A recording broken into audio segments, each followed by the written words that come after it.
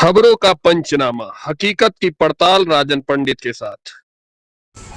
मेरी आदत नहीं है सोशल मीडिया पर किसी भी वीडियो को तुरंत देखकर उस पर प्रतिक्रिया देने की। कोई भी वीडियो जो मैं सोशल मीडिया पर देखता हूं तो पहले उसके बारे में पूरी जांच पड़ताल करता हूं, क्या यह सही है या प्रोपेगेंडा है, फिर उस पर अपनी राय प्रतिक्रिया देता हूं।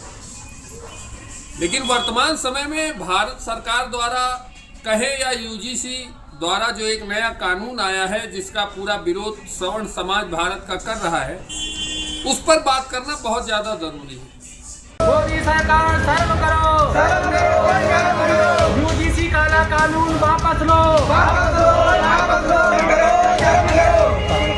मोदी सरकार वो या तो आत्महत्या करेंगे नहीं तो देश छोड़ने पर। मोदी सरकार शर्म करो, मोदी सरकार शर्म करो, मोदी सरकार शर्म करो।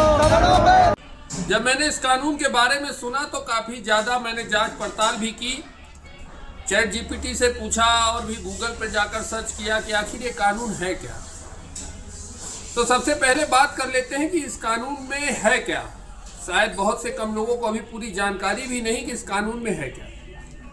यूजीसी ने एक ऐसा एक्ट लाया है जिसके तहत SC/ST की तर्ज पर जो बड़े यूनिवर्सिटीज और कॉलेज हैं वहां पर एक नियम लागू किया जा रहा है, जिसके तहत OBC, SC और ST इन छात्रों के साथ यदि कोई भी भेदभाव जैसा व्यवहार करता है, गाली देता है, अपमान करता है, तो वो इसकी कंप्लेंट जाकर उस कमेटी में कर सकते हैं और फिर वह कमेटी उस व्यक्ति के खिलाफ अपना फैसला सुनाएगी। अगर वह दोषी पाया जाता है तो उसे 3 साल तक की सजा हो सकती है।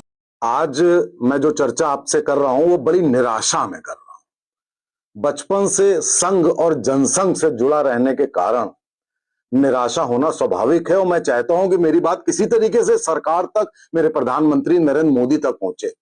सरकार एक गजट में एक फैसला लाई है यूजीसी के थ्रू यूनिवर्सिटीज में, और यह फैसला लाई है कि यूनिवर्सिटीज में इक्विटी कमेटीज बनेंगी और कमेटी जो बनेंगी उसमें क्या होगा कि सारे छात्रों को 2 फाड़ में बांट दिया जाएगा।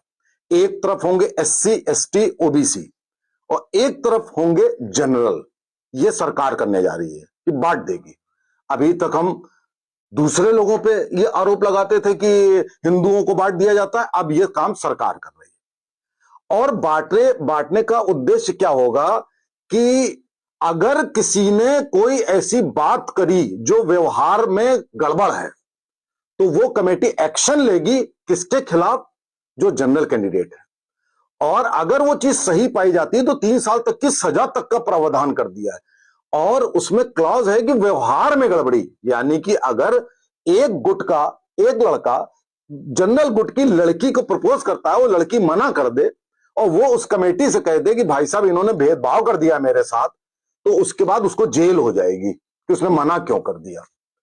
आप ये समझिए कि जैसे कांग्रेस एक कम्युनल वायलेंस बिल लाई थी जिसमें कि एक तरफ हिंदू एक तरफ मुसलमान थे कि दंगों का दोषी केवल हिंदू होगा, उससे ज्यादा डेंजरस ये प्रोविजन लेके चले आए। पूरा समाज तितर बितर हो जाएगा, बट जाएगा, पूरे समाज सोशल फैब्रिक बदल जाएगा और भी ना जाने क्या क्या हो जाएगा। आप समझ लीजिए इससे बड़ा दुर्दशा करने वाला कदम कोई और हो नहीं सकता है। अभी आपने -40 वाला किया, उसमें सोशल मीडिया में आपने देख लिया देश को पतन के गर्त में। अब आप खुद अपना गड्ढा खोद रहे हैं कि उसमें फिर आप कहेंगे कि ऐसा हो गया। अब आप इन सब कदमों में जैसे कदम खींचेंगे तब वो गुट कहेगा आपने क्यों खींच लिए। तो कुछ लोग कहते हैं कि मालूम ही नहीं होगा ऊपर तक। भाई साहब अगर मालूम ना हो तो कृपया मालूम कर लीजिए, देश को बचा लीजिए। हमें निराशा है, चलेगा, देश बच जाए, मैं ये चाहता हूं। ये कानून है। चूंकि मैं बीजेपी का कार्यकर्ता भी हूं लेकिन अंधा नहीं हूं, गुलाम नहीं हूं कि मैं हर चीज का समर्थन करता फिरूं। मैं खुले तौर पर यह कहना चाहता हूं कि यह कानून आने वाले समय में हमारे बच्चों के बीच में एक ऐसी गहरी खाई पैदा करेगा जिसको भरना शायद आगे नामुमकिन सा हो जाएगा।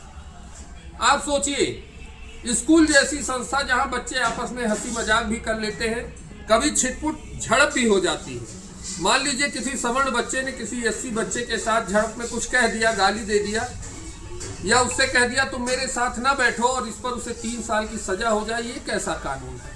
ये तो वास्तव में बहुत काला कानून है। कहा जाए तो कोई इसमें गलत नहीं होगा। जाने किसने यूजीसी को राय दी है या केंद्र सरकार को, मोदी जी को राय दी है इस कानून को लाने के लिए। एक तरफ पहले से ही समाज में एससी एसटी जैसे कानूनों का दुरुपयोग लगातार होता रहा है। तमाम ऐसी घटनाएं देखने में आई जहां एससी एसटी का दुरुपयोग किया गया है। अब ऐसा ही कानून शिक्षण संस्थानों में जहां बच्चे पढ़ने जाते हैं, जहां भेदभाव खत्म किया जाता है कि एक ही सीट पर एससी भी बैठता है, ब्राह्मण भी बैठता है, ठाकुर भी बैठता है, बनिया भी बैठता है, वहां भेदभाव पैदा करने वाला यह कानून निहायत ही घटिया और शर्मिंदा करने वाला है। अगर आपको कानून बनाना ही है तो मेरी उस पर कुछ राय भी है। ठीक है, ये कानून अच्छा है, स्कूलों में भेदभाव नहीं होनी चाहिए, रैगिंग नहीं होनी चाहिए, लेकिन सिर्फ ओबीसी एससी एसटी को लेकर यह कानून क्यों बनाया जा रहा है? अगर कोई ओबीसी समाज का बेटा किसी सवर्ण समाज के साथ अपमानजनक बातें करे, अभद्र टिप्पणी करे, उसके साथ मारपीट करे, तो उस पर भी तो यह कानून लागू होना चाहिए। अगर आपको कानून बनाना है तो स्कूल में समस्त छात्रों पर यह कानून लागू होना चाहिए कि कोई भी छात्र किसी भी समाज से आता हो, अगर वह अपने साथी के साथ, अपने कलीग के साथ अपमानजनक व्यवहार करता है तो उसको भी इसी नियम के तहत जेल भेजा जाना चाहिए, तब यह कानून स्वीकार योग्य होता। लेकिन सिर्फ एक समाज को देखकर जिस तरह से यह कानून पारित किया गया है, इस एक्ट को लागू किया गया है, वह बहुत ही गलत है और मैं पूर्ण रूप से इसका विरोध करता हूं। और अगर सरकार या यूजीसी ने इस एक्ट को वापस नहीं लिया तो पूरे प्रदेश स्तर पर, देश स्तर पर मैं अपने सवर्ण भाइयों से आह्वान करता हूं कि इसका खुलकर विरोध करिए, नहीं तो आप अपने बच्चों को मुंह दिखाने के लायक नहीं रहेंगे। और यह कानून वास्तव में जो कहा जा रहा है बिल्कुल सत्य है।